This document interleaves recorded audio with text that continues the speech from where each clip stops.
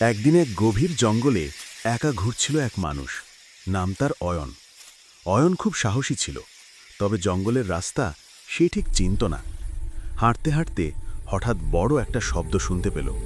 পিছন ফিরে দেখল একটা বিশাল কালো ভালুক। ভালুকটা তাকে দেখে থেমে গেল। অয়ন ভয় পেলেও দৌড়ালো না, ধীরে বলল, আমি তোমার ক্ষতি করব না। ভালুকটা তার কাছে এগিয়ে এলো। আশ্চর্যের বিষয়, ভালুকটি আহত ছিল, তার পায়ে কাঁটা ঢুকেছিল।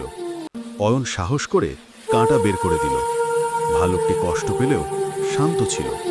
ধীরে ধীরে ভালুকটি সুস্থ হয়ে গেল এবং সেদিন থেকেই অয়নকে অনুসরণ করতে শুরু করল। যখনই অয়ন জঙ্গলে যেত, ভালুকটি পাশে থাকত, কেউ তাকে ভয় দেখাতে পারত না। একদিন অয়নকে বৃষ্টির মাঝে হারিয়ে যেতে দেখে ভালুকটি তাকে নিরাপদ জায়গায় নিয়ে গেল। অয়ন বুঝল, ভালুক শুধু পশু নয়, সত্যিকারের বন্ধু। সেদিন থেকে জঙ্গলে মানুষ আর ভালুকের বন্ধুত্বের এই গল্প লোকেরা আজও বলে যায়।